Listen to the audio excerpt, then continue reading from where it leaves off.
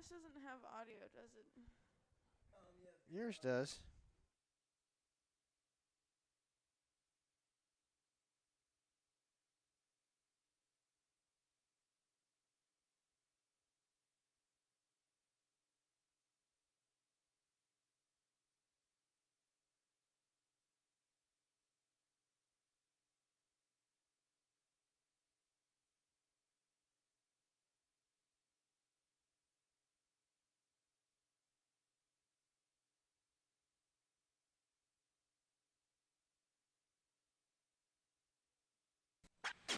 Clogged drain? Other plumbing problems? Call Action Jackson Plumbing for 24-hour service. Owned by a lifetime Edmonds resident and Edmonds Woodway grad, Action Jackson is the drain cleaning specialist. They can unclog most internal drains for only $99 plus tax. Call 425-877-5601 or visit actionjacksonplumbing.com.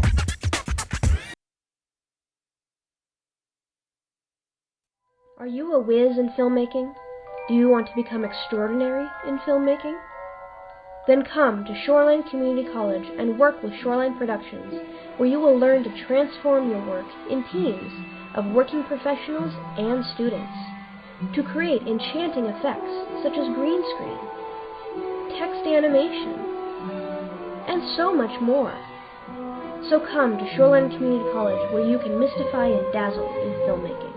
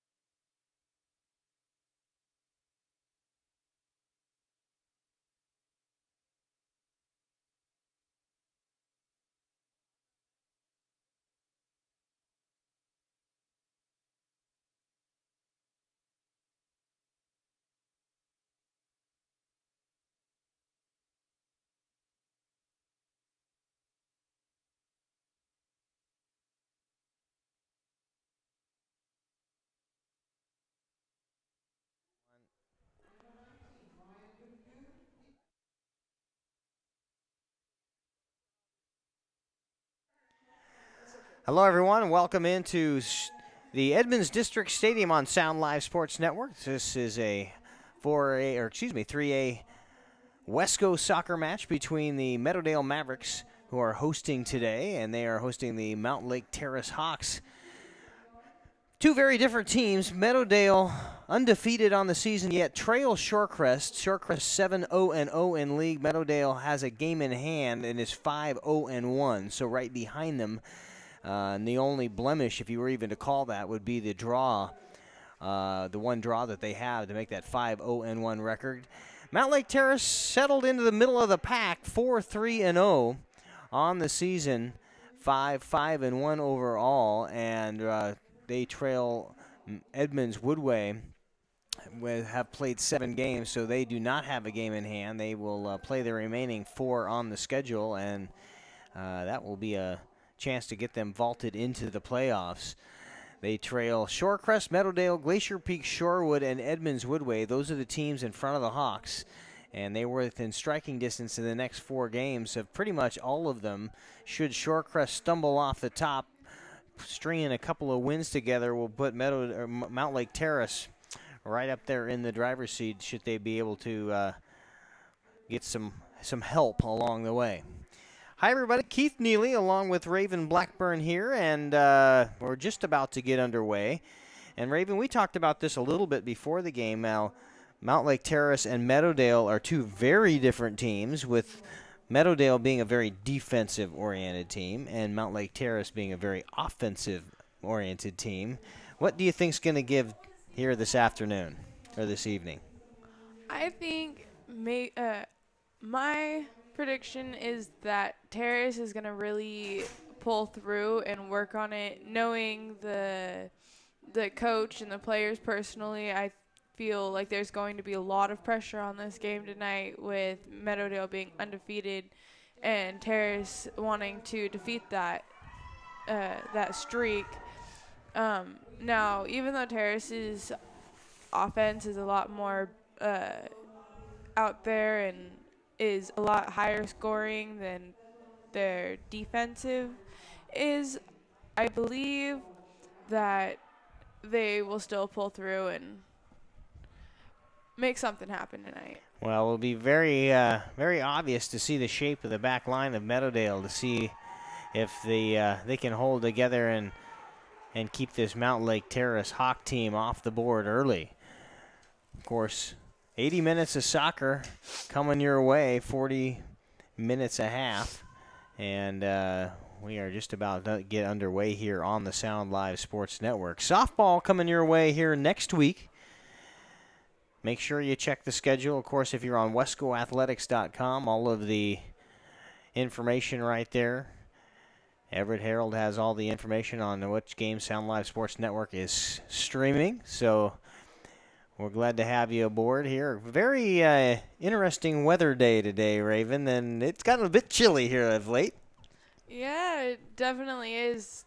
I've been here since just after school, and when I had got here, it was nice out, and the sun was still shining a little bit, and now I'm looking out here, and all I see is gray skies. Yeah, I got a couple seasons wrapped up in one day today. Get short sleeve weather early, and then, of course, the front moved in about 5 o'clock, and here we are kind of huddled together in our jackets, and I know I got my beanie on, so how does that going to affect these players out there on the pitch today? Well, as long as they stay moving and don't try to just stop and sit for a long period of time, like the people who know they're going to be up soon that are even just on the benches really should take into consideration the temperature changes once you actually start playing, and should probably start the coaches should probably start having a couple kids begin to warm up a little bit before they're called in. You can see as we pan across the field here, the black kits being worn by the Terrace Hawks, the white kits being worn by the Meadowdale Mavericks. You can see those tents as they're in the over the benches trying to keep their substitutes at least a bit dry. Probably not warm per se, but keep the moisture off. And it'll be tough to warm up in this ball game. There's an opportunity for Meadowdale right off the bat. A little cross and into the net. Ooh. Beautiful finish early on. And from going to defense to offense, that was Jonathan Flores who caught the cross. And 3 minutes into the contest here, we've already got a goal. A very fast-scoring goal and a beautiful cross. I'm not sure who had that cross on the outside, but put it on the far post, and Flores just slid right through it into the back of the net. It was a really nice tackle, too. So we talked about how this offense comes so forward for for Mountlake Terrace, and that the defense is pretty steadfast for Meadowdale, but Meadowdale is the one that jumps on the board first. That's a little surprising. Definitely something that was not expected before the game started. Would have expected Terrace to at least get one on the board before Meadowdale did, but it looks so far as it's going to be a good game. Nate Cockbane, the sophomore, with the dribble, tried to back pass and puts it off the far touchline. So the Hawks will give way again to another threat from Meadowdale. Nicely defended there by Malik Kuba. And once again, a throw in. Here's Chad Triplett, the defender, the junior.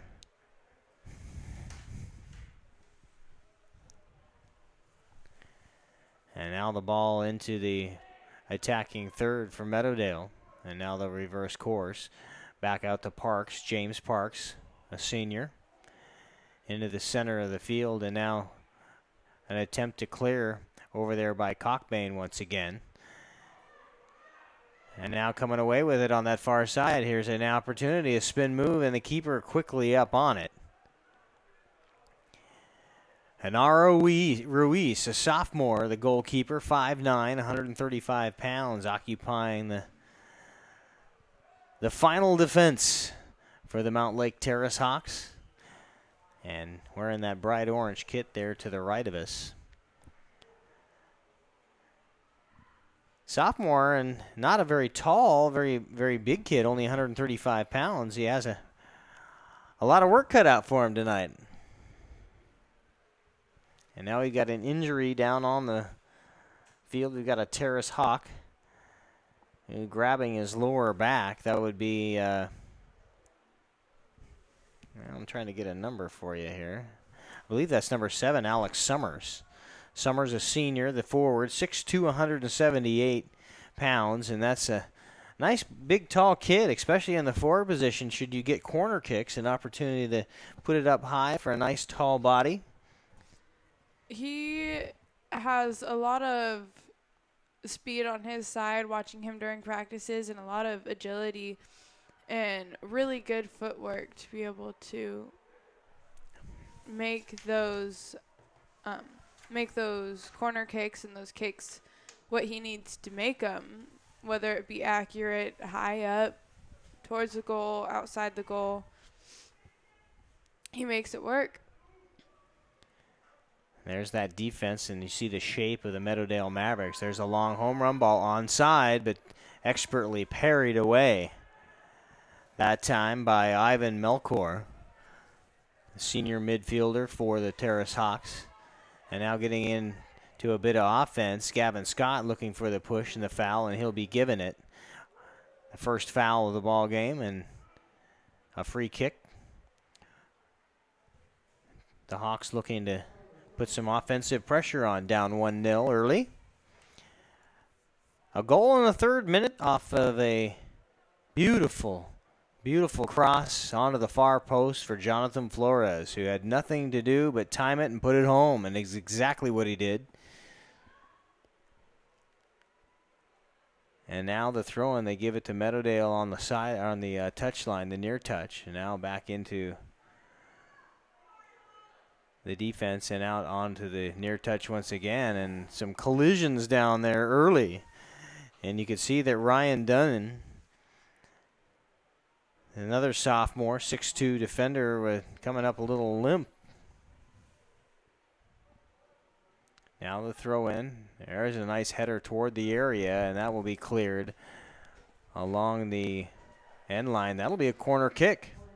Didn't quite get it to the sideline, and now an opportunity for the Hawks, especially with those big, tall bodies under there, to get a header on it.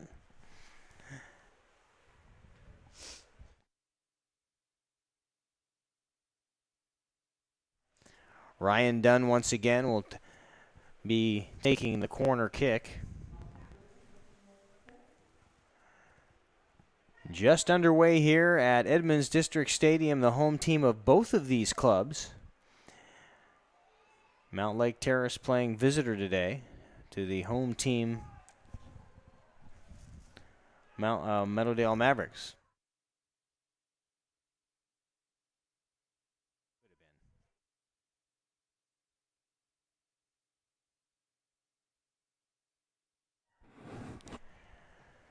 Terrace Hawks looking to advance the ball and back into the attack, but it'll go just outside the near touch line, and Ivan Melkor sends it down line. Now we'll go back and anchor the mid-back spot there along the 10-yard line. Meadowdale with the throw-in. That'll be Parks once again. Parks giving it up to Flores, who scored the goal, the lone goal so far. And that is taken away, dispossessed for a second, and Meadowdale will take it right back. See a lot of gloves being worn. And here we are after a 70-degree day. You turn around a day later and... Gosh, it's just been cold. It's crazy cold. I'm still sniffling. A long throw-in by Craig Elder.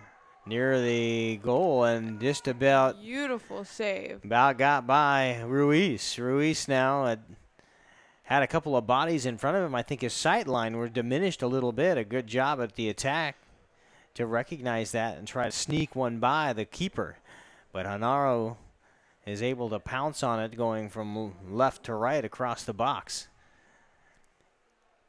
And now, very quickly, the entire length of the field, Meadowdale back at it again. And now a little skirmish in front of the Meadowdale or the Mountlake Terrace bench. And on the run, nice through ball, and just quickly Melkor, who's been very active in defense, sends that one clear and slows the attack of Meadowdale. I'm glad to see such fan bases out tonight. Soccer usually is not the most big sport in high school sports, but there's been a really great turnout so far tonight. Especially considering the weather. Yeah, you're going to get a little wet. You're going to get a lot cold. Mm-hmm. And that takes a fan, boy, to come out here on a cold bleacher, a big aluminum bleacher at Edmonds District Stadium and sit down for 80 minutes and not move. Definitely. On the run down the right side. There's the center. Another beautiful cross. Well formed. And that was Flores who gave the offering, dribbling down the right-hand side and tried to cross it all the way to the on-running Daniel Kirshner, who was unmarked down the left-hand side. And Mountlake Terrace is going to have to be very careful about their marking because the counterattack by Meadowdale has been very fast. They need to watch out more for their defenders. I don't know if they realize how good Meadowdale's defense really is, and they're just trying to take advantage of their offensive side when in all reality they know their offense is good. They just need to work on that on their own defense and focus more on figuring out the spots in defense on Meadowdale's where the true clear spots really are. And that'll go the other way. And quickly on the counter, here comes Meadowdale, putting bodies forward. All right, now still maintaining that shape of their Meadowdale defense. 4 behind the ball right now. Stolen away by Burton, Austin Burton. Beautiful steal, too. And then there's a foul on Julio Abad, pushing into the back of the Terrace Hawk player, who now will push all the bodies forward into the offense and into the attack. Here comes Melkor. Long right-footed kick into the area. Header, three Hawks inside the area. And had an opportunity with the header, and it'll go back to Meadowdale. Gosh, it's just coming down out here, too. Not pooling on the track as we've sometimes seen, but it's early. Definitely. And you're right, the rain is really starting to come down now. So all the tents very warranted out there on the sideline. Here comes the onrush, onside. On the near side, that is Brian Prim, and it is a beautiful tackle just outside the area by Austin Burton, the junior, who came barreling in. And sent Brian Prim just flying, too. Came right off his feet, didn't he? Definitely. Got a good maybe 2 feet off the ground on that one. Yeah, and of course you got to be very careful. There's one off the woodwork on a poke. And that'll go back to Meadowdale. Outstanding shot on a oneer, a 1-foot touch. And Daniel Kirshner puts it on the far post, but it hits the woodwork and bounces clear. Meadowdale still on the attack. And that'll be a corner kick. Nope, they say goal kick. So Ruiz will get a chance to take a deep breath here and boot this thing away, and I think he needs a deep breath right now. And we've got a Terrace player coming up a bit limp. I believe that's Eric Hines. And Hines now kind of shaking it off. Grimace has a bit of a grimace on his face, but is running okay. And now through midfield and into defense, here comes the Terrace Hawks. Gathered in. A nice hesitation by Nathan Red. He gives it up on this right-hand side, and this is where the dangers come for. There's Prim. Prim back to Red. And now to Over. Griffin Over sends it to the midfield. And there, Hawks are starting to break it open. There was an outstanding ball to Gavin Scott. And it drew the keeper way off his line. And then now there's Eric Hines. I've noticed he's got really good ball control once he gets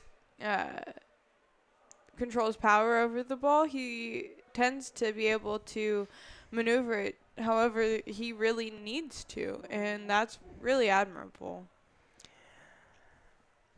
Luke Lindgren, the keeper for the Meadowdale Mavericks, a junior, has that purple kit on, almost fuchsia.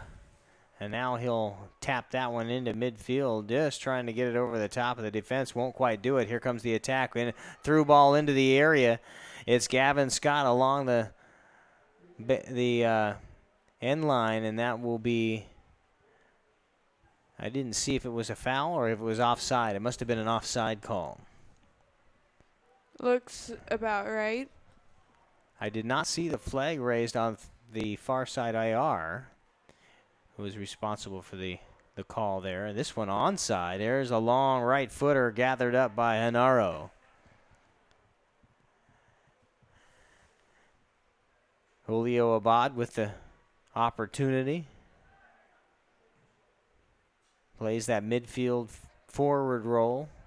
And once again, here comes the attack. Prim with it. Tries to poke it forward and is successful. And then a little heel kick by Melkor. And it'll go back to the Mavericks.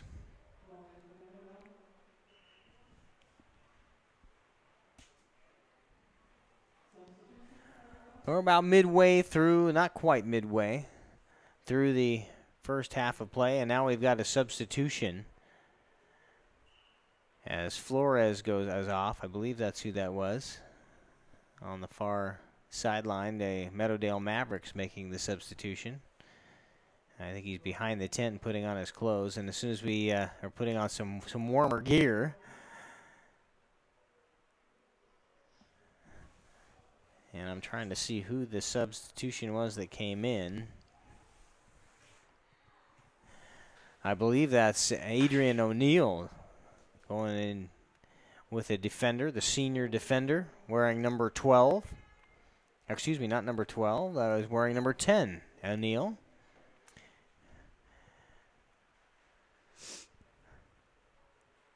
And there's O'Neill right there with the header, and we'll see the speed now as just inside the area, quickly out of his box and up on his line is Hanaro Ruiz, and the sophomore will flick it clear, and yet another foot race. And so far, very long passes, not the controlled possessions, but a lot of quickly forward, quickly backward.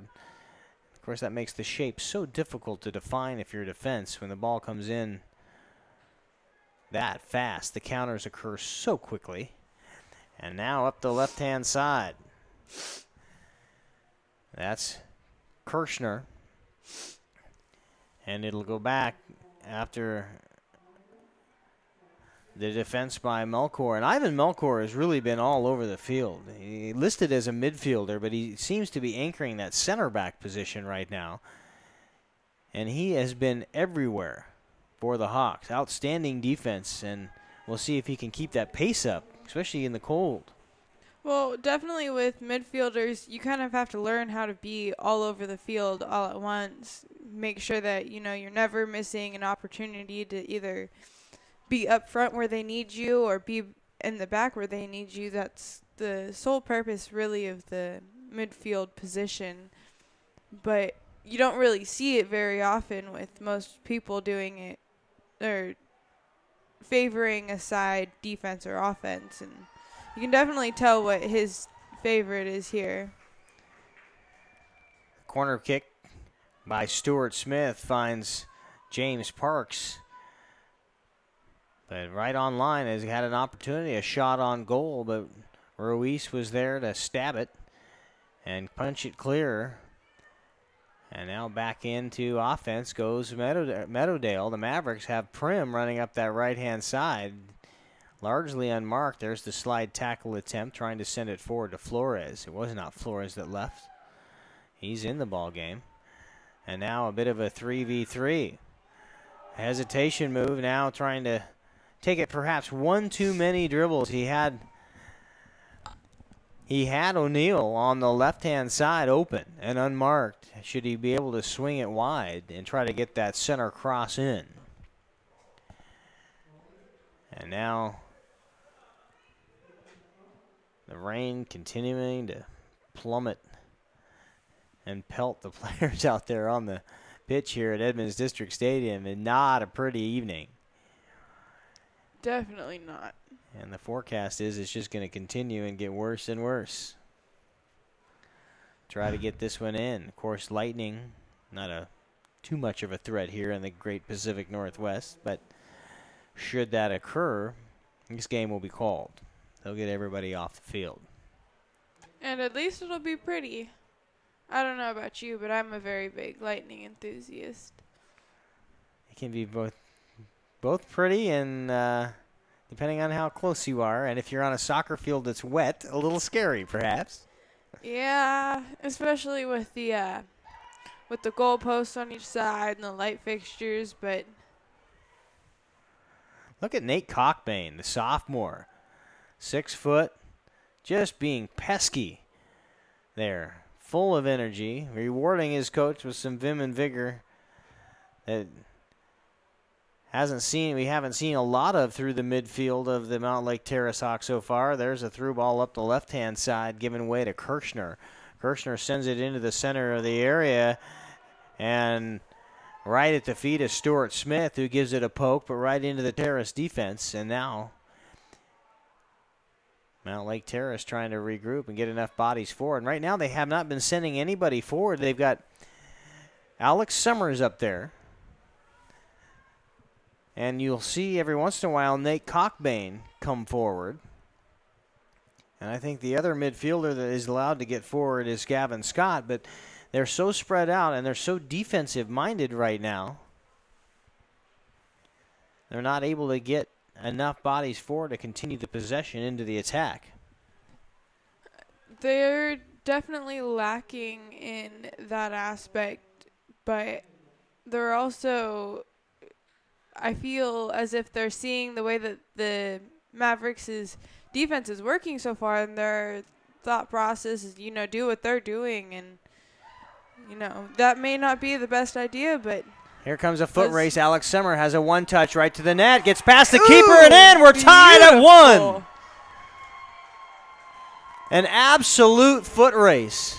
Beautiful. Right to the center. Just past the goal. And Alex Summer was able to get down that left-hand side about 2 strides in the 18. Drew a defender, hesitated, pulled it back, and by that time, the keeper, Lindgren, had bit toward the near post, and it didn't have to take a hard shot to tie the score, just an accurate one, and that's exactly what Summers was able to do. Beautiful, beautiful goal. Right, just he saw the ball and he went for it, and just the way that he set that kick up was just beautiful. Far left, cross the field, straight to the center of the goal. And that's when your awareness of your teammates is so incredibly important. when you realize that you probably have team speed that is going to trump anything that the Maverick defense is going to offer. And Summers, you talked about it earlier, Raven, how he was extremely fast. We knew he was tall. At 178 pounds, probably threw me off a little bit. I didn't expect him to be as fast as he was, but he beat that defender right to the mark and put it home. The rain continuing to fall. Him and a few others. I know Malik, Austin Burton, number 13. They're all very widely known for being the power players of this team, too. And now the defense getting their feet back under them for the Mavericks. And you can just sense the sense of accomplishment, and the momentum has shifted tremendously as the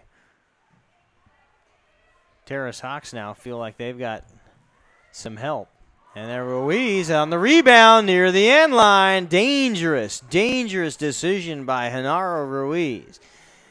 He had two members of his defense right in front of him and still decides to come out past the area so he cannot grab the soccer ball with his hands and sends it right into Sam Doty. I believe that's who that was. No, that was Jonathan Flores. Flores, the senior, realizing he had an opportunity, if he could wrap it around Ruiz, would have a goal from outside the area, probably 15-yard shot. It almost got it off the rebound as it bounced off Ruiz and then was sent long past the end line. Melkor will offer service now, and 3 in the area, 4 in the area for the Hawks. That one a high near the end line, and it will be a corner kick. And right now, scrambling to get their shape back is this Meadowdale defense. Remember, they have only allowed 1 goal in league play up to this point. And that right there, the goal off of Alex Summers' right foot, doubles that.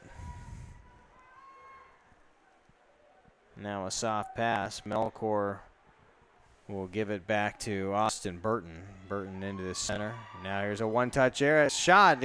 Excellent job at defense by the keeper, Lindgren.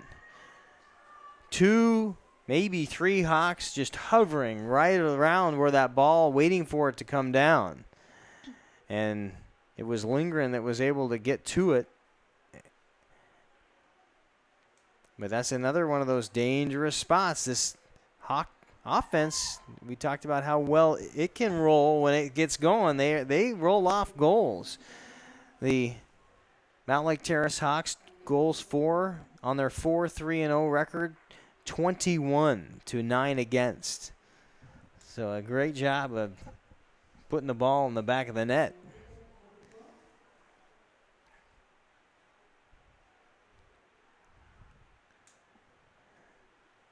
All knotted at 1. An early goal in the 3rd minute by Jonathan Flores. And then it was Alex Summer in the 22nd minute. And now more hustle by Summer. You can see that speed. And a foul. Will be a free kick. Summer pushed off there. I like how he's running right now. And of course, mid-season form, you expect him to be in shape. He stays in shape all year long. Soccer is a lot of the boys on MTH's team's life, along with a lot of the boys you see here on Meadowdale tonight as well. Of course, once you get into the club sports and the crossfires and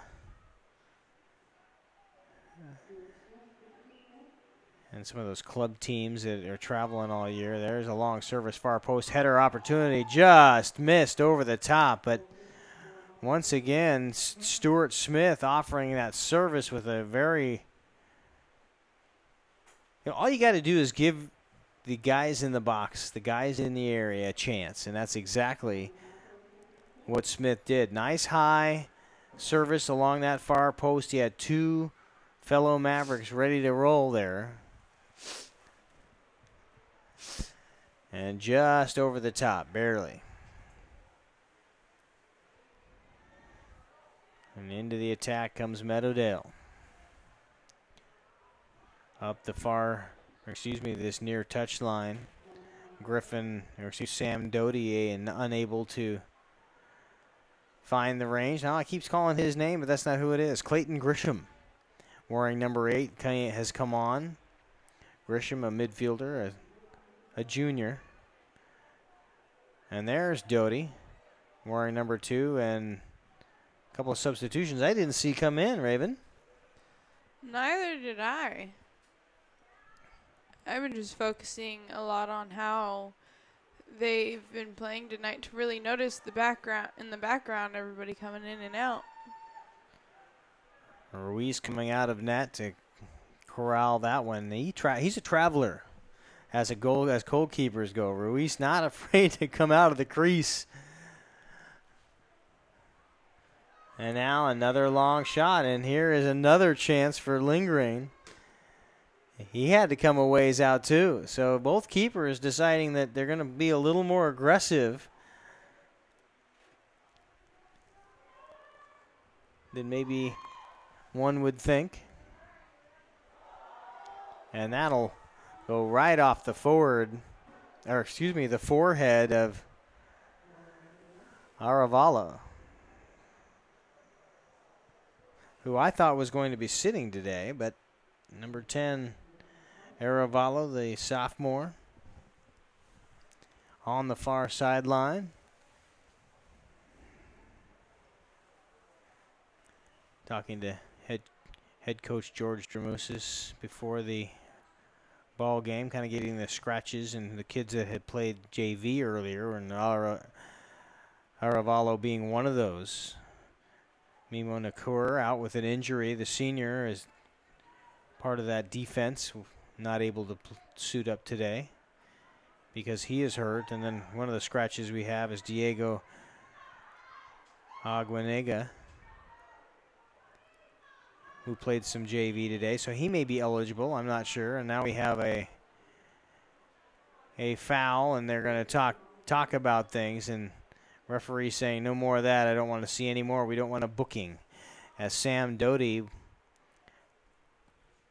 got up underneath the leaping Melkor.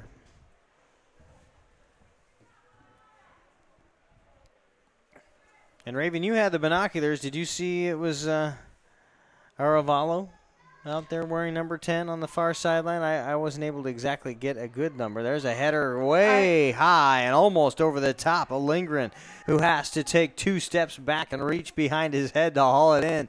It was nearly 2-1.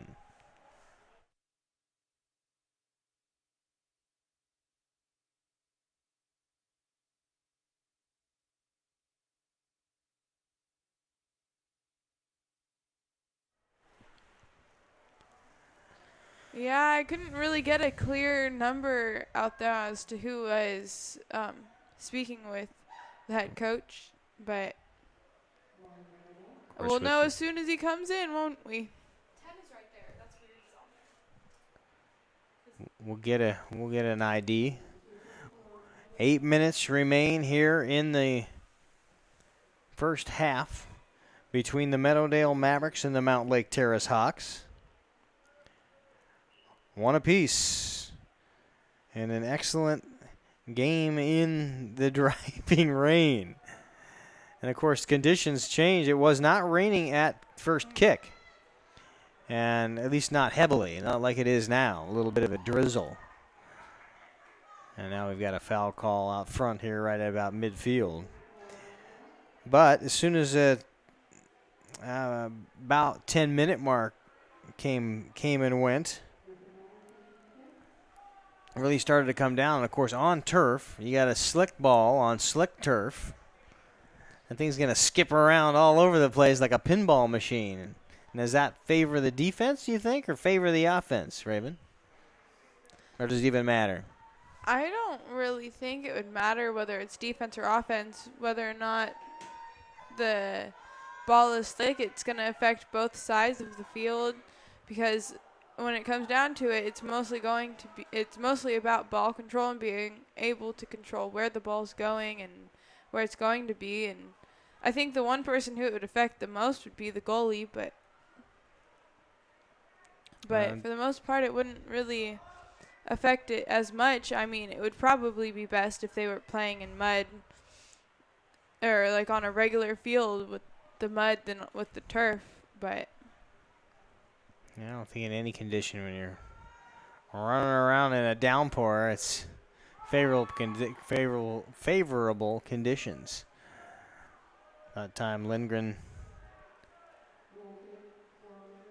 calls out to his right back that he had things okay, and now we've got another substitution.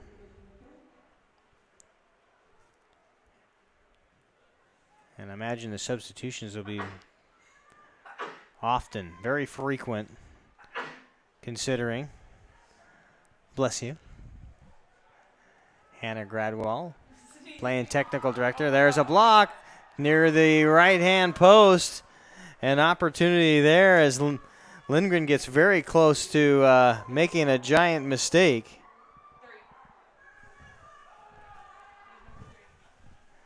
Gavin Scott trying to make something out of nothing there. Very pesky right around the keeper. And Lindgren able to make good on it and keep the thing score right here tied up at 1 apiece. But that could have been very dangerous.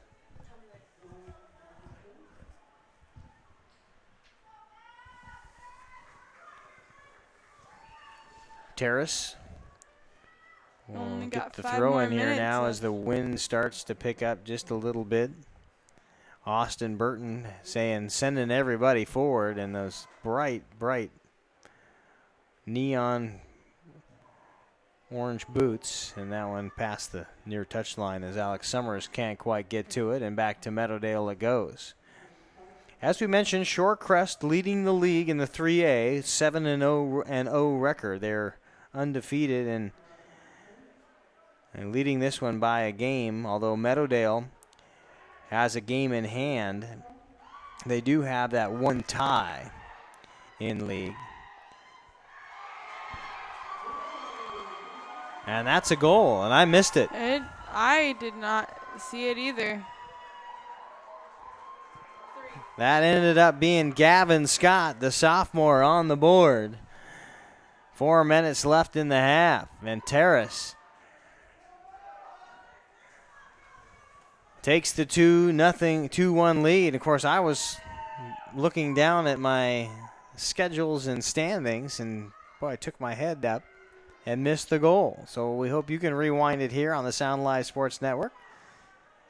Back things up and watch that one again. Good build-up, a lot of Hawks in the area, and able to get one past the keeper. Lindgren couldn't get the hand on it, and Gavin Scott with the goal in the 36th minute.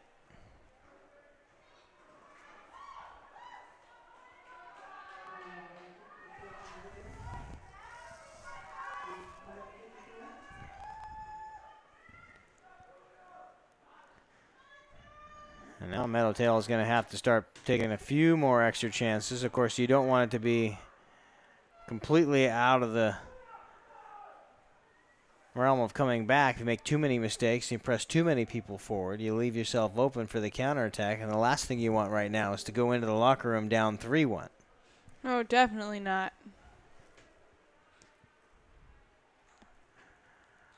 So Meadowdale, I was looking up the lone tie that they have had, and that looks to be their only league tie, was that Edmonds Woodway 0-0 match back on March 31st. So a clean sheet for Lindgren, and he has had a number of them as that ball gets near the area and right to Ruiz. If you count them up, 1, 2, 3, 4, 5, 6 clean sheets in 10 games. That's impressive, but not today. 2 have gotten past the otherwise exquisite keeper. Oh, and they have only one goal against up to this point in the season. And here the Hawks have put the pressure on and put 2 on the board here in a half. Ooh. We're down to 2 minutes, and of course they stop the clock in high school soccer at the 2-minute mark, and we've got the clock started here up in the booth with about 30 seconds gone by. And that's a teammate right there. As Austin Burton turns around and just puts a ball right at Ryan Dunn and brings him to his knees. And almost rubbing salt in the wounds, it gives Meadowdale a chance to get forward here. There's the ball into Prim, cross there, still in control. With about a minute left here in the regular time. We don't know what the injury and extra time, added time will be. That's kept down on the field by the referee.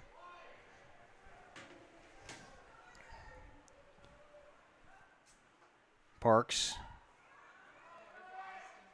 There's a chance by Prim. They got to try the center. There it is on the far one touch to the near post. Just missing. Prim with an outstanding cross. Tries to find Brian Avellino, who had come on in as a substitutions. And Avellino got a one touch on it. There was your opportunity with the equalizer right before the half, but just to the right of the goal. And we're almost now, I got 2 minutes showing on my stopwatch up here, so we're into extra time on the pitch here in the first half. And a foul.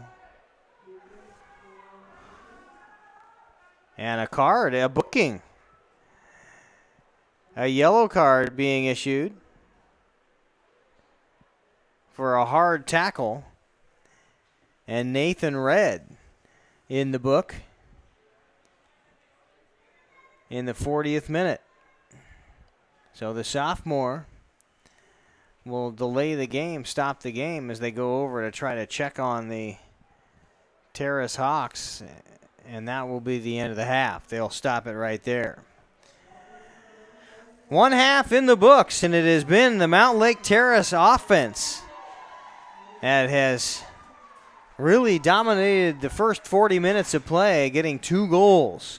One in the 22nd minute by Alex Summers on a mano-a-mano to the goal, right to the heart of the net. And then in the 36th minute, Gavin Scott, the sophomore, with the advantage, finds himself open. The ball falls to his feet and puts it right past the keeper for the 2-1 Mountlake Terrace Hawk advantage over the Meadowdale Mavericks heading into the locker room. We'll take a break ourselves on the Sound Live Sports Network and be back in just a bit.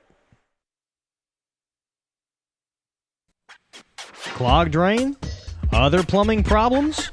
Call Action Jackson Plumbing for 24-hour service. Owned by a lifetime Edmonds resident and Edmonds Woodway grad, Action Jackson is the drain cleaning specialist. They can unclog most internal drains for only $99 plus tax. Call 425-877-5601 or visit actionjacksonplumbing.com.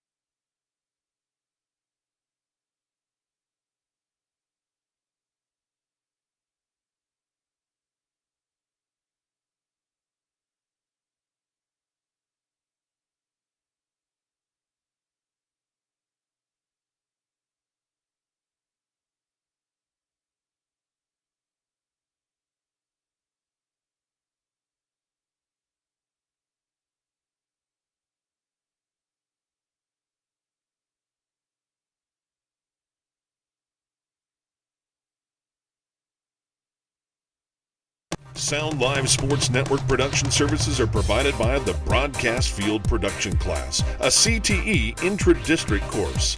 If you are a student in the Edmonds School District, you can be part of the exciting world of live sports production. Learn about broadcast announcing, broadcast engineering, and sports reporting while providing a valuable service to your community. Contact your school counselor today to find out more and sign up for Broadcast Field Productions.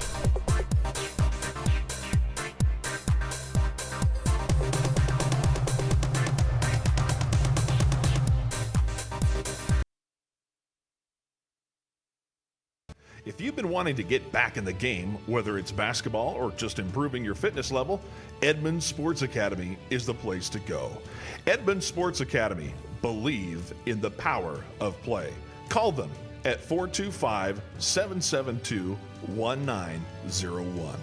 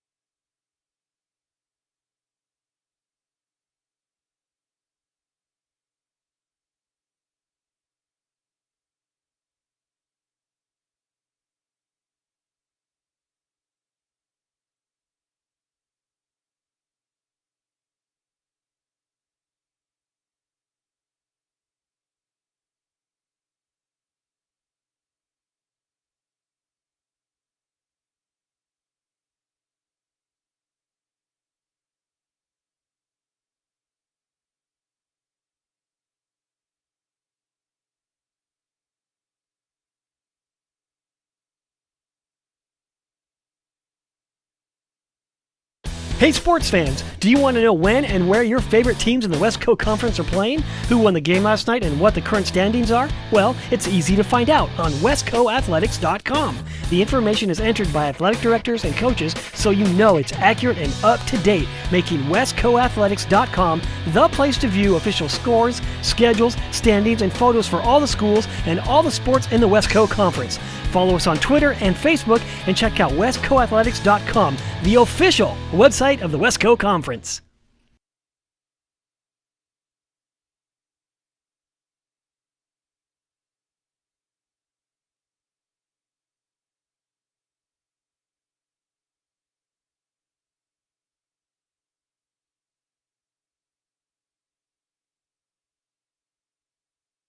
Are you a whiz in filmmaking? Do you want to become extraordinary in filmmaking?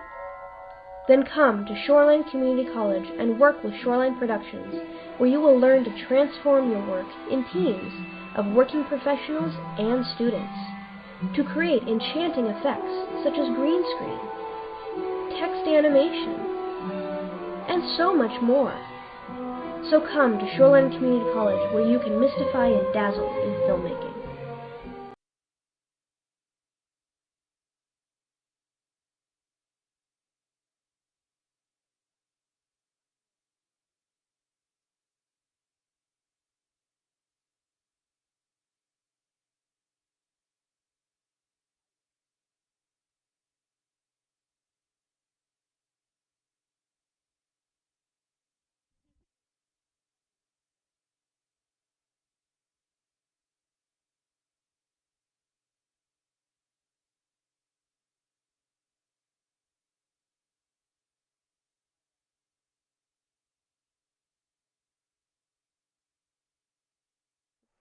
Welcome back on the Sound Live Sports Network, presented by Action Jackson Plumbing and Shoreline Community College. Wesco 3A matchup between the Mountlake Terrace Hawks and the Meadowdale Mavericks. And all Hawks coming in after that first half. A couple of goals, unexpected goals really, as this defense by Meadowdale has not given up. All but one goal scored against them in league play in the 6 games of league play, and already doubling that in one half. The Mountlake Terrace Hawks, they snuck one in on a ball over the top. Back in the 22nd minute, Alex Summers was able to outrun the defense, hesitate just enough to draw the Meadowdale keeper, Luke Lindgren, off the line, and then with the right foot curled it right around. And then put it on top with the go-ahead goal in the 36th minute. Gavin Scott, in traffic, was able to get the ball to fall right to his feet and put it in on the right-hand side of the net.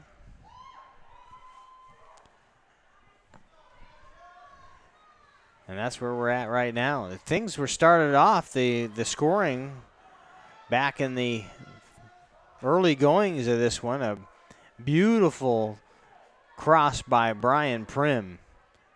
The junior in midfield found Jonathan Flores running up the right-hand side and slide right into the net. Pretty much just put it right to the feet of Flores. Flores able to catch up to it and put it home for an early 1-0 advantage, but that was quickly erased. And now they find themselves in a hole, and Meadowdale not scoring a lot of goals in the season. 14 goals overall scored through 10 games, and in the 6 games of league play have only scored 9. So this would be their 10th in 6 games. So they will really have to run on here, and that's exactly what they're doing. There's an opportunity along the end line on the far post, and Anaro will just let it go over his head and off the end line. It'll be a goal kick.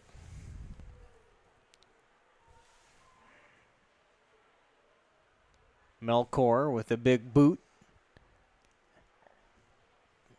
sends it in toward midfield, like almost nearly a handball. Last touch there by Eric Hines, the senior defender, 6 foot, 180 pounds. And Meadowdale trying to just keep things very clean in defense. You can say, they're only sending 2 forwards into the attack right now. Mountlake Terrace is, and that would be Alex Summers and Gavin Scott. And another beautiful tackle. And now Scott coming through midfield.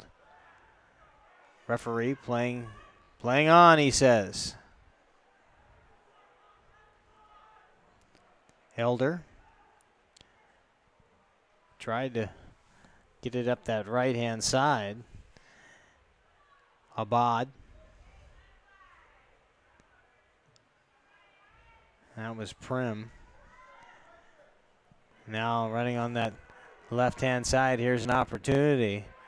Gathered in there and lost it just at the very last second. Stuart Smith was able to get a full head of steam coming up the near touchline, and ball just squirted out ahead of him.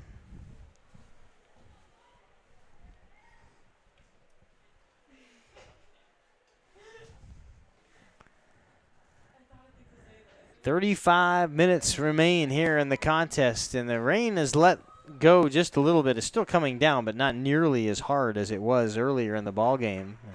Raven Blackburn joining me here under the very dry broadcast booth. I'm pretty happy to be up here.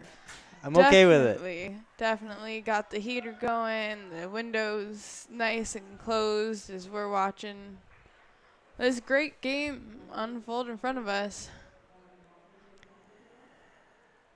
A big old boot there, online by Ryan Dunn.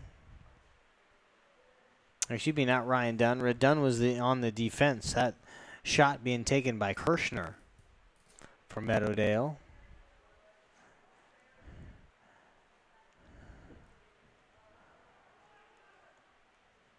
And back into things. The offense needs a little bit of a break, and Meadowdale at some point in time is just going to have to make that determination that they're going to start sending some folks forward. And there's a foul. It'll go back to the Hawks, and right now the Hawks with the opportunity to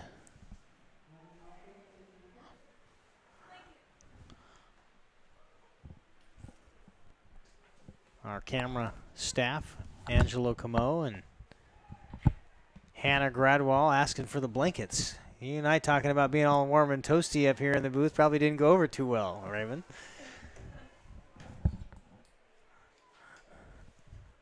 Must have caused a couple of sour faces down there.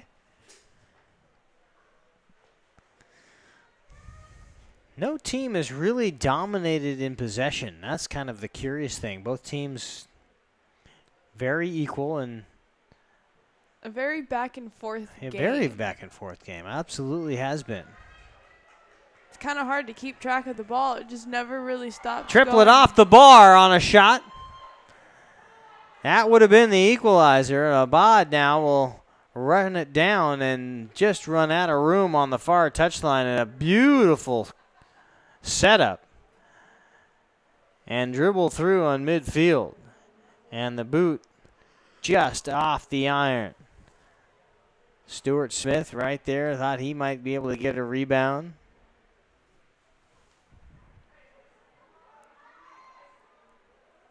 That was a beautiful pass made there, too. Very, very high up in the air. Made a lot of distance between the kicker and who it was supposed to reach. Very well planned out right there by, I want to say that was Austin Burton who made the kick. Number 13 from Mountlake Terrace. And I'm not sure that was Triplet that took the shot. I'm trying to look and see if Triplet is actually on the pitch. He is. He is. So, once again, back and forth we go. A good defensive line that time. The shape not breaking too much. And now a great through ball. Here's an opportunity into beautiful in the area. Right there, too. Tying the ball perfectly to kind of spin a little spin move. Exquisite job at getting clear by Malik Cuba. That was a very well offensively played play you just made. And Griffin over, the captain wearing the armband, and will have to go off with that limping on that left-hand foot. But it was really he that was able to steer Cuba away and make a very dangerous opportunity benign. And that will go off the defender. Will be a goal kick. Lindgren changing from that purple jersey to now a green one. So he, of course, standing in the rain, you want to get a fresh clothing on if you can coming out of the locker room. And he's trying to keep himself warm by doing wind sprints there in the area on the complete opposite side of the field than you're looking at right now. And here comes the service. Two in the area toward the far post. Here's a one-touch opportunity into traffic right at the keeper. Excellent job stopping it is Ruiz. They got it right at the keeper as it pinballed around about 4 yards out. And that was an opportunity that Meadowdale would love to have back. That had great potential for a beautiful play there, too. Cat-like skills by Genaro Ruiz to keep the 1-goal advantage. 10 minutes gone by here in the second half. There's an opportunity and a beautiful job in defense by the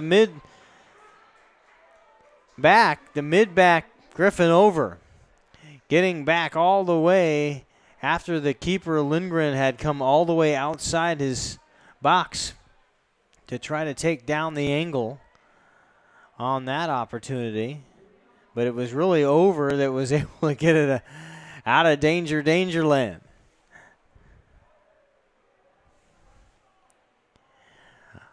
Burton now will send this one in on the corner kick. There's the punt on the far post. And off the chest it goes into the traffic once again, trying to get this thing cleared. A one-touch will go off a Hawk and over the net. It will be a goal kick and paring away a potential threat. That time, Meadowdale lucky to get out of that one. So we've seen a lot of great offensive soccer so far in this ball game. And a 2-1 score. Hawks on top.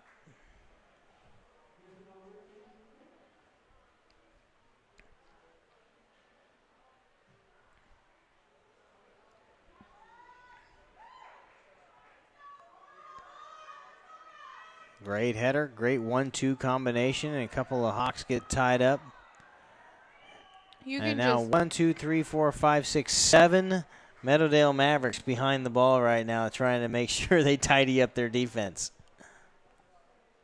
I was gonna comment on the fact that every time someone goes to head the ball, you can just see the water slicking from the hair and the ball. You can just only imagine how slick it must be out there on this turf, and just the entire field in itself must be difficult to play on at this point in time. Free kick and a two-man wall, and that goes right up over the top of the iron. But a good ride given by Ivan Melkor, a senior, got a thundering cannon of a right foot. That one right over the wall. Lindgren just watches it fly.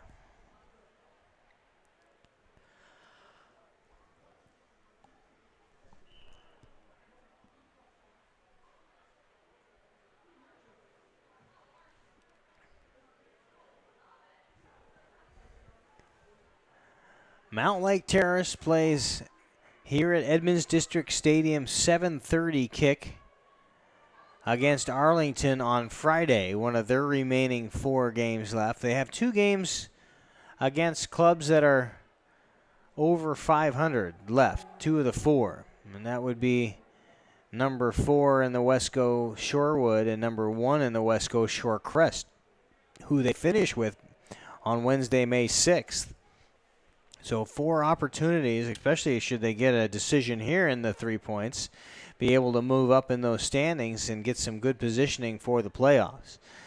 Meadowdale, on the other hand, they've got a game in hand on everybody else. 5 games remaining for them with the similar 2 teams over 500, although that is number 1 Shorecrest, much like Hawks, and then number 3 Glacier Peak, who is right behind them. So they have to play a couple of teams right around them in the standings.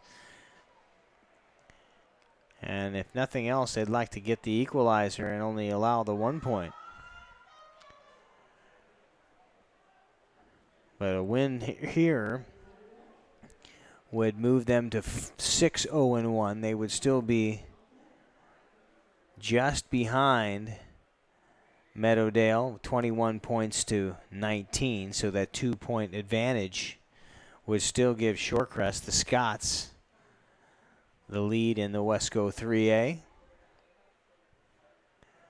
Mountlake Terrace Hawks, though, with the win and the 3 points, could find themselves moving from 5th place, vaulting Edmonds Woodway, and being tied for 3rd with Glacier Peak and Shorewood, who are knotted right now, 5-1-0 for Glacier Peak, 5-2-0 for Shorewood.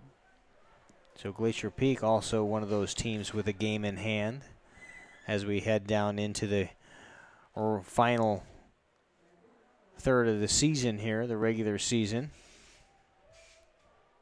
It's a lot of maneuvering left to happen in the Wesco 3A. It's not locked down at all. Only Shorecrest, of course, with the 21 points on a perfect 7-0 record, have the real advantage right now. Everybody else is just kind of jousting for some positioning for the playoffs. The playoffs, 3A district playoffs, will be right here at Edmonds District Stadium May 9th through May 16th.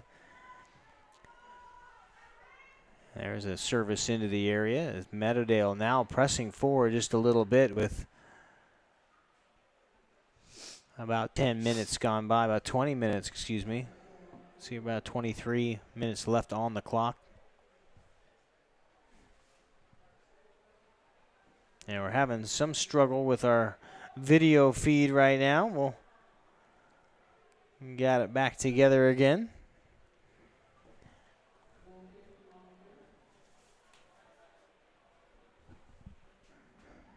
We hope you're enjoying us on Sound Live Sports Network. Of course, all West Coast sports are covered. Softball, baseball, and boys soccer in the spring season. And you can still go back and watch football. You can still go back and watch the basketball and volleyball.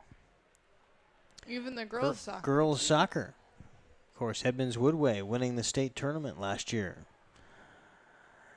A lot of great girls soccer in the area. Boy, at one point in time on the girls' side of things in the state tournament, there was an opportunity for Edmonds Woodway in the 3A, Jackson in the 4A. I believe she was at Shorecrest in the 2A, and Kings in the 1A all had an opportunity at a state title.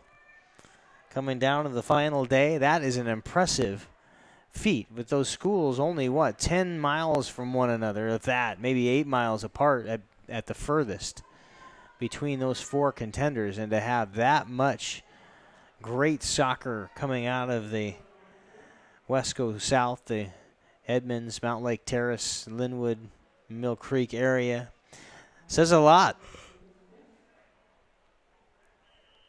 Edmonds Woodway, at the end of the day, the only team to get the hardware. But what a privilege to be able to play at that level. 2-1 Mountlake Terrace on top right now. 22 minutes remaining in the contest. No score in the half, although all the scoring, the 3 goals coming in the first half, pretty well spread out. And really after a couple of early opportunities and some really well-played build-ups by the Meadowdale Mavericks, one of them resulting in a goal, the Brian Prim assist to Jonathan Flores in the 3rd minute. The way that Meadowdale has been playing defense, you just almost expected them with a 1-goal lead to just pack it in. But they allowed a couple of Mountlake Terrace goals. I really expected the defense to work a lot harder this game than they normally would. I feel like they kind of let the slack go a little bit and work on their offense because they know that Terrace's defense isn't as strong and as tightly packed as theirs usually is, and I think that's where they might have slipped up a little bit in the first half of this game today, forgetting that Terrace's offense is just phenomenal. And a collision right about the midfield mark. We'll go back to the Meadowdale. Of course, head coach Brian Monroe-Jones would love nothing more now than to send a couple of goods forward and get a couple of those beautiful build-ups like we saw in the first half. But really not able to get too much possession into the attacking third here in the second half. The Mountlake Terrace defense really has become much more aggressive. And, of course, with a goal lead, you're able to put another midfielder behind the line.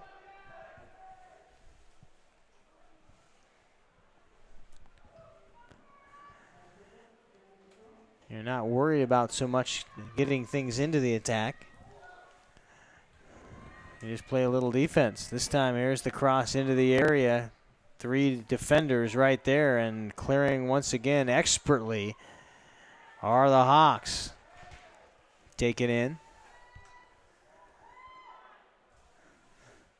Chad Triplett trying to get things wide, and it seems that as close as Meadowdale is able to get things wide out here on this near touchline. This time they'll swing it to the other side. And now into the center. And Eric Hines has been playing some magnificent defense tonight, too. Always making, he's been on the ball just all night, making sure that, whether he can get the ball out of their possession or just distract them to the point where they get the ball out of possession on their own. He's been doing a really great job at that tonight. Hines, the senior defender, 6'1", 180 pounds, and big, tall defenders. Hawks have a lot of big body defenders, and they're able to keep Meadowdale off their line. There's a little side boot, but right to the keeper, and pouncing on it again is Hanaro Ruiz. And the sophomore anchoring his back line. They've got to hold on for another 18 minutes to get the 3 points.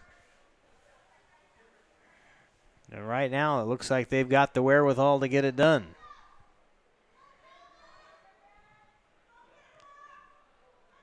Meadowdale still being protective with the 4 defenders, the normal line back there in a 4-4-2.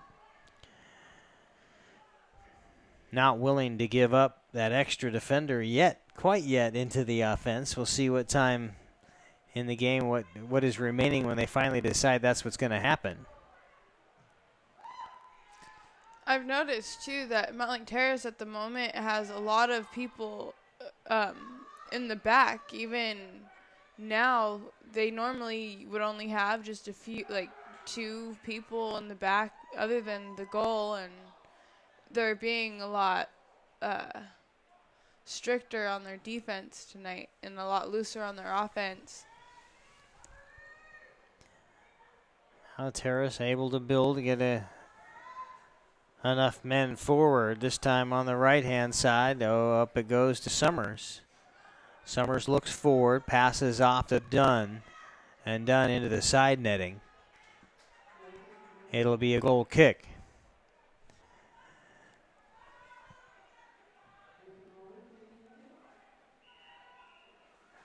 (23rd minute) here in the half.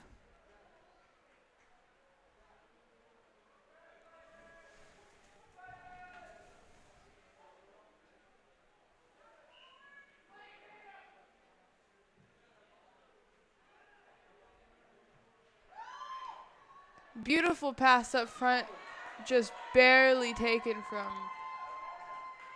And Summers has come up limping, and here comes the counterattack. And now giving chase into the corner, tries to send it back out and does. It'll be a goal kick, they say, over the end line.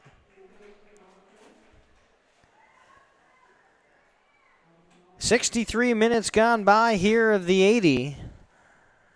At Edmonds District Stadium, Keith Neely, Raven Blackburn with you on Sound Live Sports Network. Mountlake Terrace with the 2-1 advantage going into the final 15 minutes or so here. Mountlake Terrace able to get the 3 points if they can hold on. With Terrace in the lead right now, one of the smart things for them to do would to just be run up the clock as much as possible. And I know that they may not want to do that with how great their offense has been doing this season, but it might be a good idea to kind of take a step back and maybe even just play a lot of keep away at this point, just to lesser the chances of Meadowdale gaining main control over the ball once again and scoring another goal to tie this game up.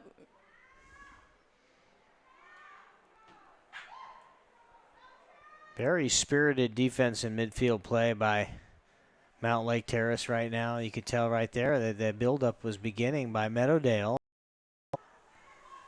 Come flying through the center of the field was Nate Cockbane, the sophomore. And now we've got a substitution.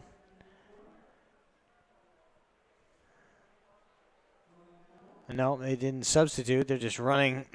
They're running toward the tent. You can't blame them. Right now, I'd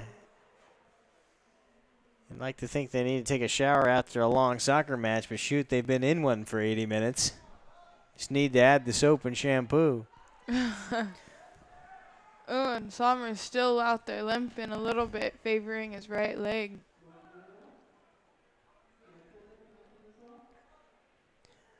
And a long throw in to O'Neill.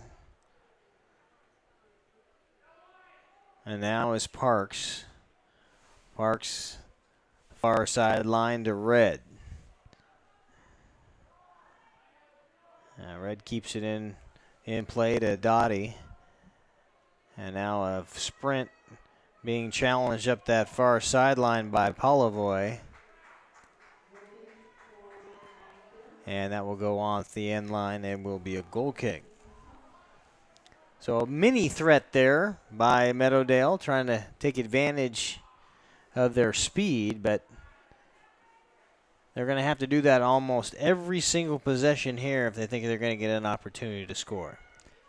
Definitely. Like I said, the smart thing for Terrace to do right now is stay back, like just keep the ball away as much as possible. Hold the ball as long as you can, or hold possession of the ball anyway.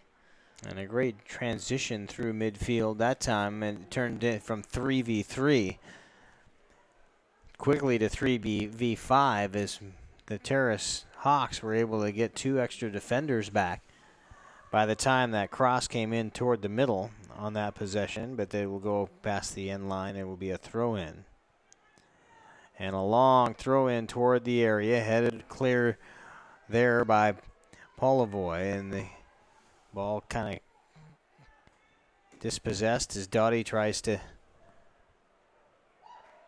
keep it inbounds, and it will go out past the far touchline, and once again, a little mini threat parried away by the Mountlake Terrace defense, and they've just been very, very much the aggressors on defense. All the duels in the air seem to be won by the Terrace Hawks,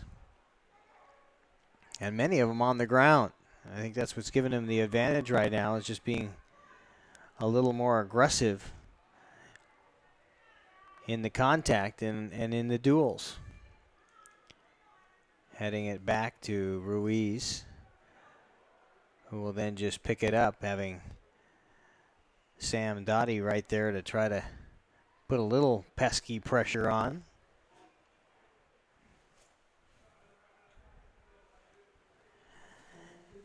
And a substitution for Meadowdale as Lyle Lasala, fielder, a senior, replacing Aiden O'Neill in defense. So they've added a midfield striker type for a defender. So right now, with 13 minutes to go, I think you're seeing that switch from a defensive-oriented Meadowdale team to an offensive one.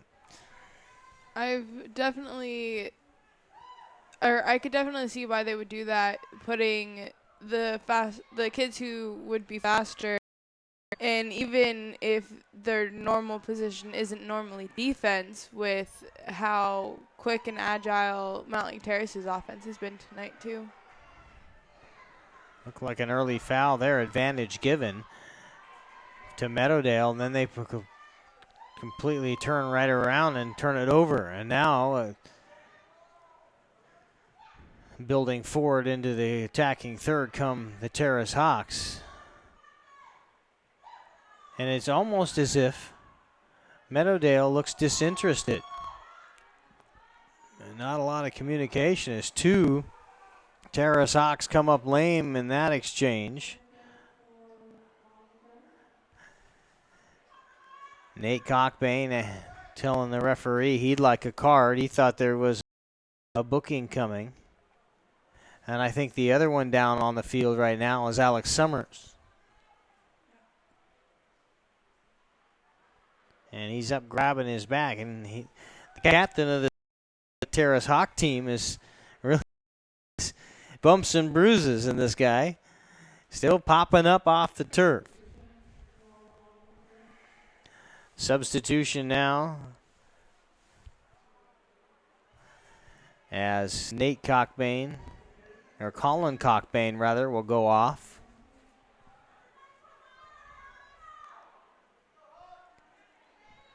And I see number 21 entering the ball game for the Terrace Hawks, and I don't have him on my roster, 21. So we'll get the expert, Raven Blackburn, with the ID on number 21. And right in, let's see here, I'll try to see if I can dial you in.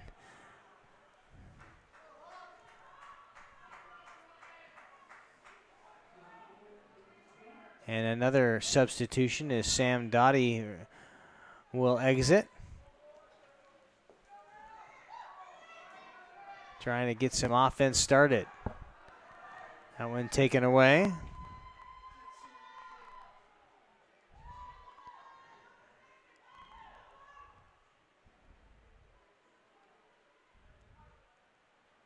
Right-hand side, Parks. Now sent over the top of everybody trying to get a run on. And that will be back to Meadowdale. It ends up working. As a long throw in now, we'll put it into the area.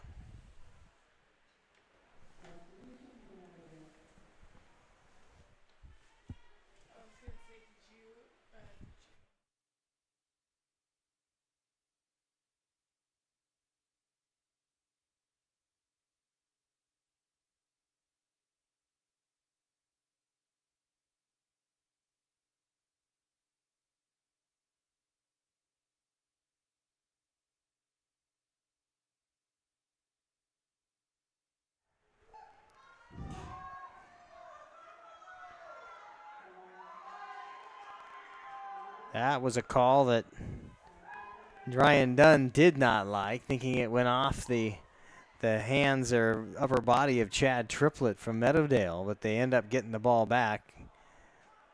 And now playing a little bit scattered, a little more disoriented.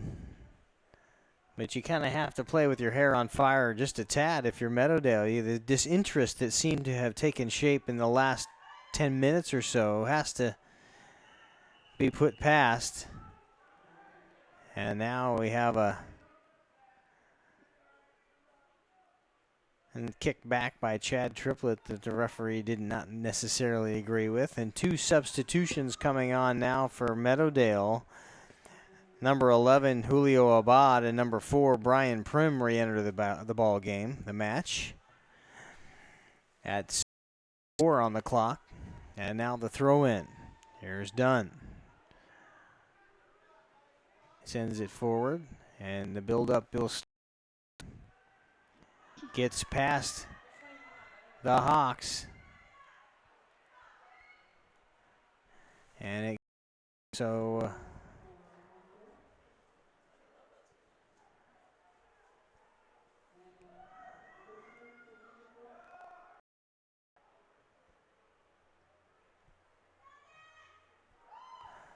and I think you're right, Raven. I must have been dyslexic and saw 12. Dyslexia. Because I don't see 21 either now. Sam Polavoy, of course, the Hawk wearing number 12. The only 2-in-1 combination we have out there right now. Oh, it happens to the best of us. It's okay. We all have our days. We have our moments, don't we? Yes. 5:50 to go here in the contest. Still scoreless in the half. All the scoring being done in the first half. And the only goal for Meadowdale coming 3 minutes into play on a Brian Prim cross to Jonathan Flores. That's it. They've been able to threaten a few times, but that's just been it. They've been very few. And the defense for Mountlake Terrace been very effective. And now their words exchanged to having a bit of a conversation between players and referee.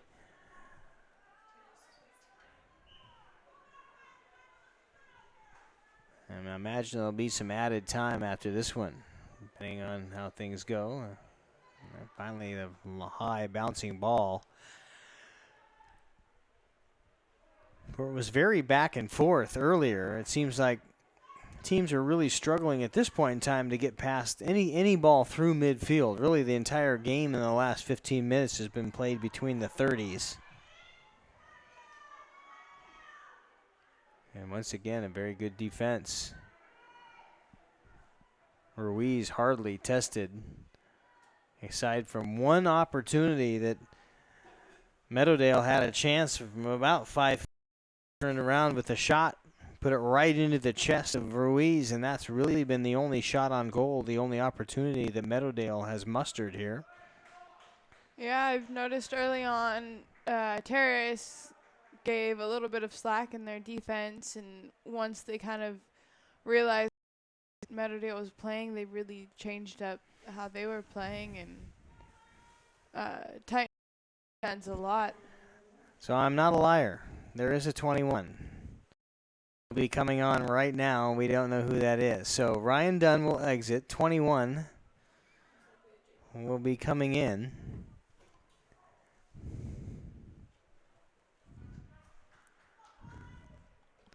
Diminutive fella with yellow boots on, but I don't have a name.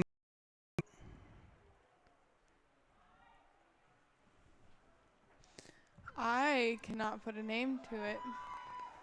Okay, well, the one that shall not be named, at least in this ball game without the roster. We'll continue on here. Here's the build-up and a tackle just outside the box.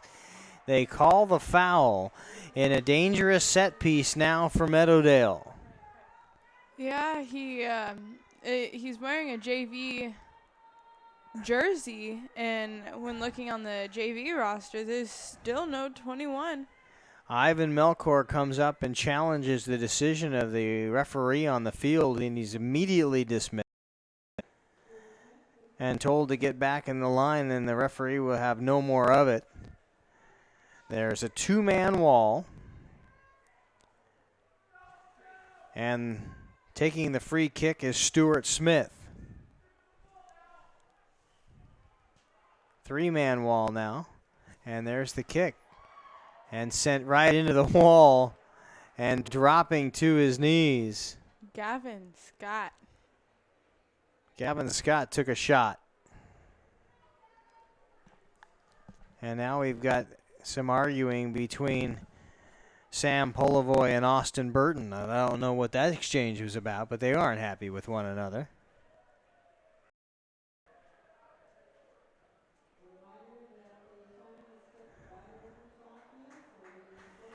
And now they'll bring Ryan Dunn right back on to replace Scott, who's still face down on the turf.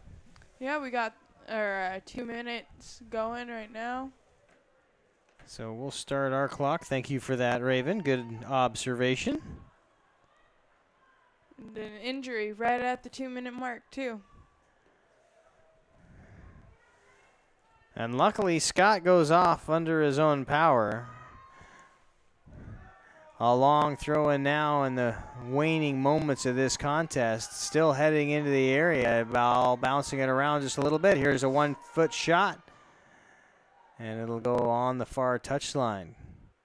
They say handball. That will go back to the Terrace Hawks. So now here's your chance to time kill a little bit, Raven, that you were talking about, where you want to just keep things clear and get the 3 points and get out of the rain and go home.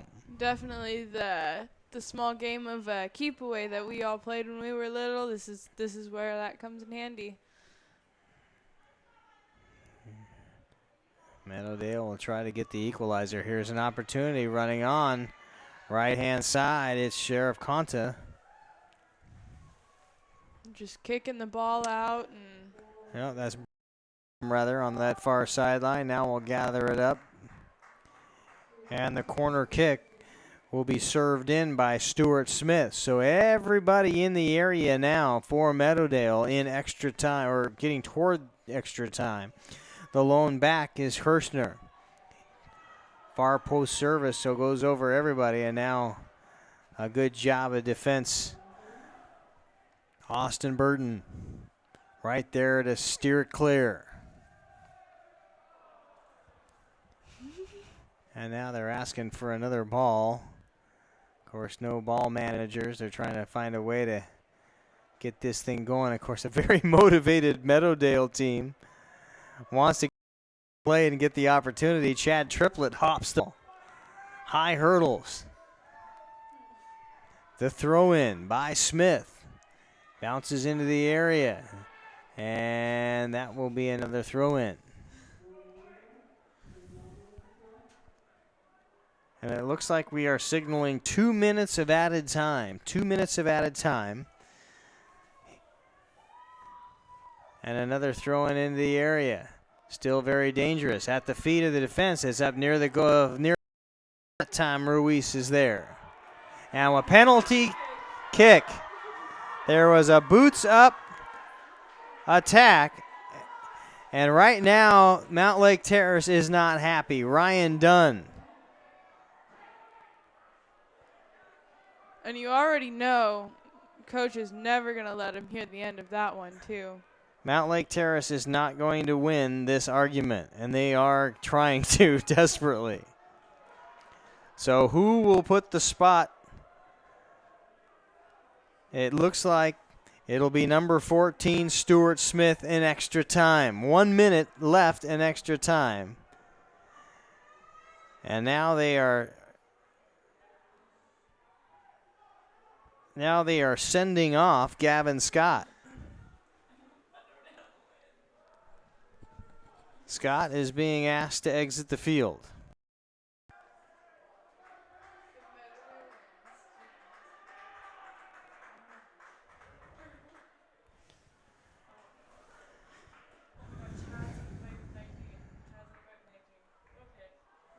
And now the referee finally able to gather control. Has the ball and ready to place it on the spot for Stuart Smith. And the coaching staff still arguing and asking for the explanation. The ball handed to Smith. And the dancing Ruiz is in the box. Now let's just hope for Terrace. We are in extra time. Hope for Terrace's leagues to. And there it is, the equalizer. Guessing wrong was Ruiz dove from right to left, and putting it in the corner of the left post is Smith in extra time, and we are tied at 2 apiece. 2-2. An exciting ball game under the lights at Edmonds District Stadium. And I'm not sure had Ruiz right and dove to his right, he had a chance on that Smith shot. He still didn't. It would have been just out of reach had he dove right instead. That was a beautifully, just amazingly kick right there. Whether the circumstances were anything other than what they were, it was just amazingly placed. And that will end the ball game here. We are 1 point apiece after the 2-2 tie between the Meadowdale Mavericks and the Mountlake Terrace Hawks. It is in the books, and now the captain's back out on the field, so I'm not sure. We play a 5-minute overtime period. So things are not done. Here I called an overtime period, or called a final, and it is not a final. Both teams coming back out. 5 minutes will go back on the clock. And we will re-rack things. We'll take a quick break. Sports Network and be back with the overtime period in just a moment. Are you a whiz in filmmaking? Do you extraordinary in filmmaking? Then come to Shoreline Community College and work with Shoreline Productions, where you will learn to work in teams of working professionals and students to create enchanting effects such as green screen, text animation, and so much more.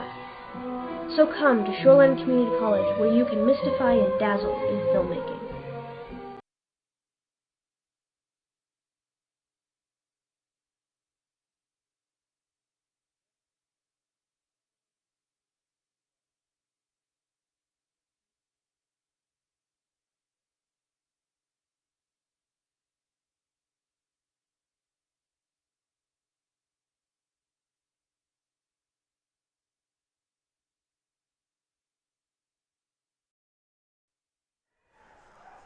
Welcome back on the Sound Live Sports Network. We are tied at 2 apiece, 5 on the clock. We'll count down the overtime period, and it's the first time that we've seen Lindgren have to get involved in the contest here in the second half, the last 15 minutes or so, with Meadowdale pressing as hard as they have been. Both teams at this point are just going to be pushing their offense, like really trying to push their offense, just trying to get that goal to win. Nathan Red knocking it out. And I'm sorry, Raven, I had your mic down. Go ahead and say that again. That is perfectly fine. But like I was saying, the you can just tell that the offense during this over, they're just, both offenses of both teams are just going to really start pushing and ease up on their defense a little bit, just trying to get that goal in this last few minutes that's left of this game.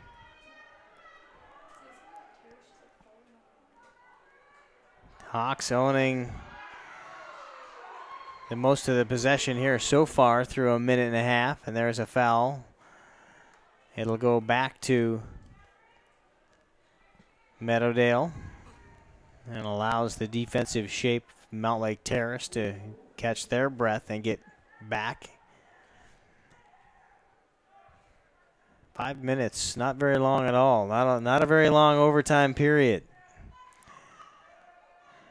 And Meadowdale will, after that offensive opportunity, and now the far touch line just beyond the Mountlake Terrace dugout, if it were. It almost looks like a dugout, the little tent that they have erected about the 35-yard line, 35-yard line on the right over the bench.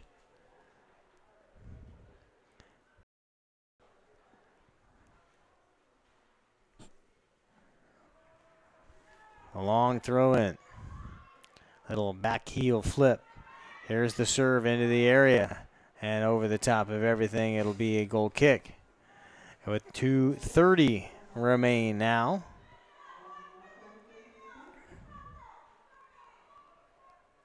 The rain easing off just a bit. Just in time for the end of this game, huh? Great. Hasn't timing. quit, but it's certainly let down. Yeah. I bet the boys would have really preferred this weather towards the middle of the game than what they were getting. I imagine That's you're for right. Sure.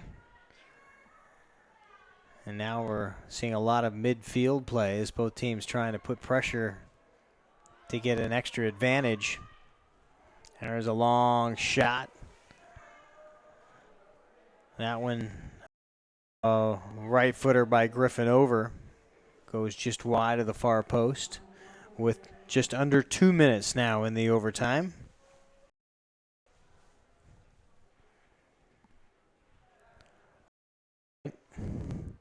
Should it end right here 2-2, Meadowdale will stay right where they are with just 2-point advantage over both Glacier Peak and Shorewood. Mountlake Terrace with 12 points will be in a tie with Edmonds Woodway. Should they result hold here at 2 apiece.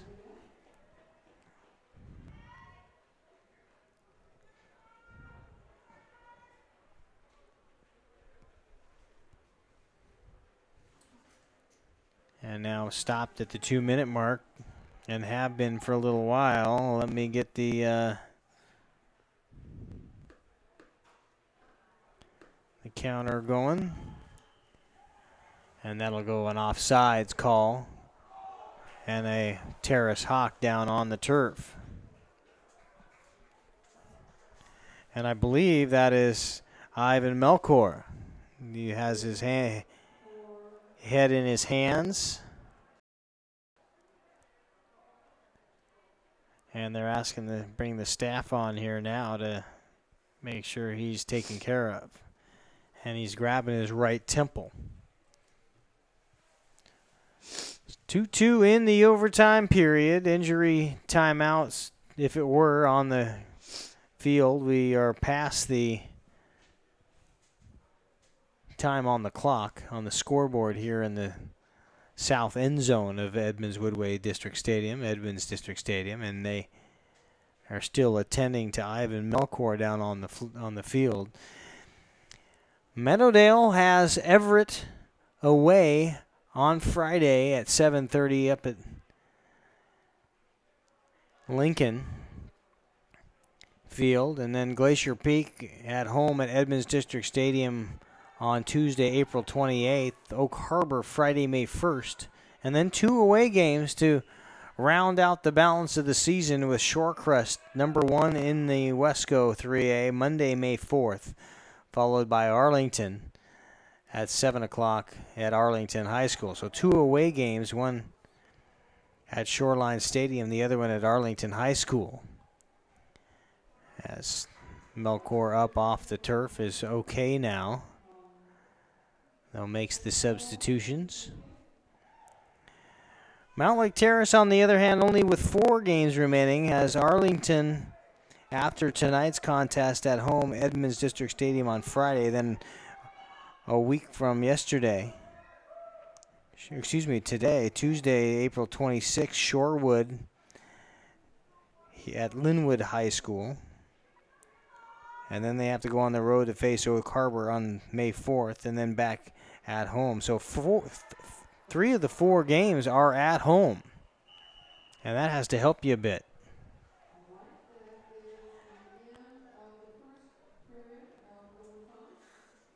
And that is the end of the overtime period. We'll switch sides and put up another 5 spot. So double overtime.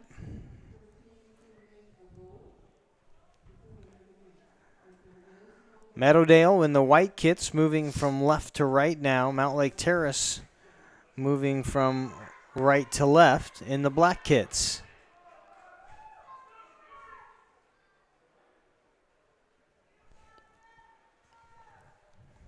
And still a nice staff.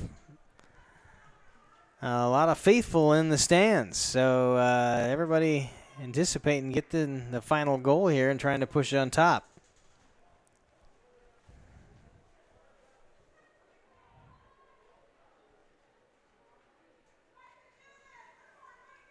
And there's a guy in shorts in the stands, Raven. That's crazy talk. Oof. Gosh, that's got to be cold. Here's Meadowdale with an opportunity to cross. And almost letting it go, getting the talk from behind by Ruiz to say let it through. Almost cost him a little bit. And now running on.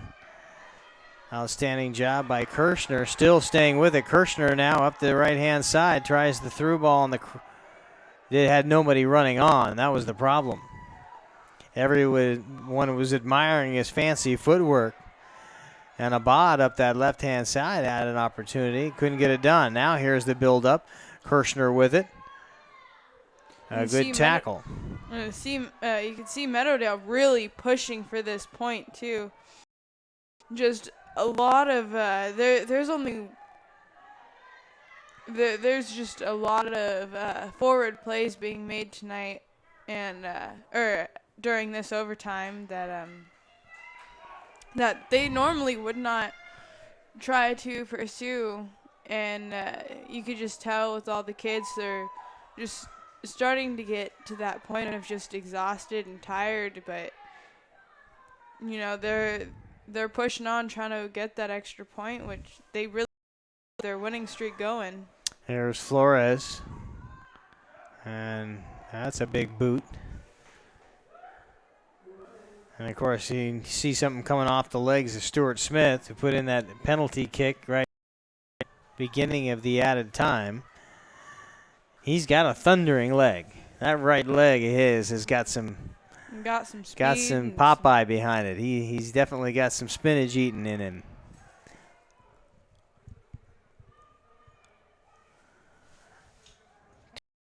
Six remain now in the second overtime frame. And for the longest time, it looked like Mountlake Terrace was going to walk away with the win in added time.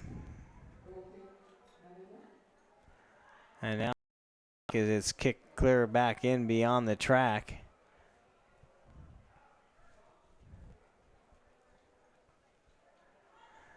But it wasn't to be. A penalty in the area put Stuart Smith at the spot and put the penalty home, the PK in at the probably the worst possible time if you're a Terrace Hawk fan. Definitely. You just hear the fans, just whether they be Meadowdale screaming with joy or the Mountlake Terrace screaming with just pure heartbreak at this point.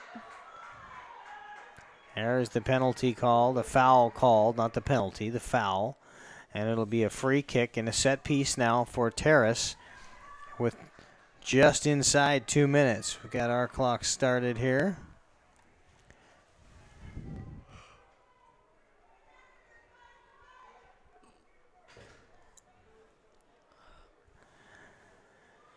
Melkor, obviously okay. We'll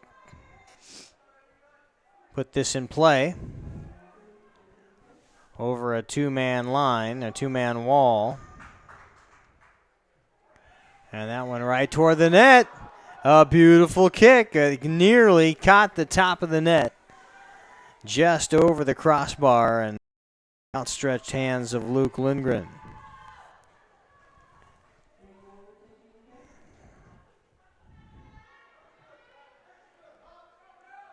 Mountlake Terrace still trying to push forward. And neither team conceding the 1 point. Nice shoulder-to-shoulder tackle.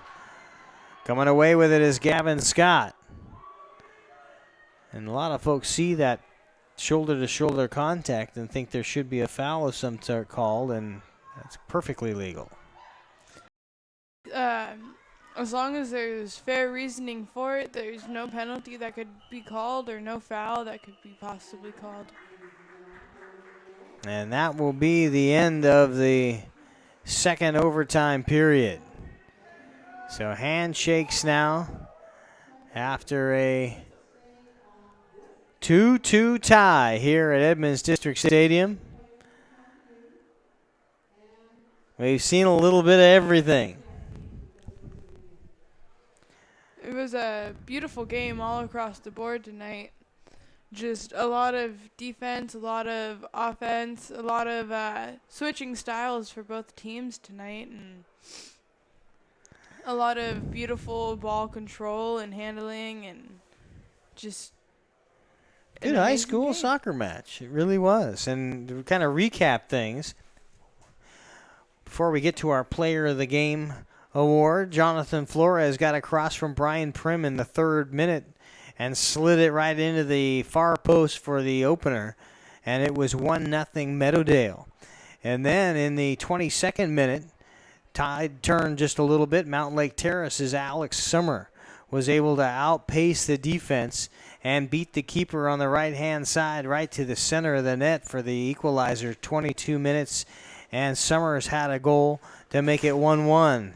Gavin Scott, 36th minute before the half, was able to get in and out of traffic, was able to find the ball right at his feet, and one-touched it into the near post, 2-1. And everything pretty much stayed right there for the balance of the contest up until 80 minutes plus into the added time when Meadowdale was able to get right into the thick of things, and a penalty was called.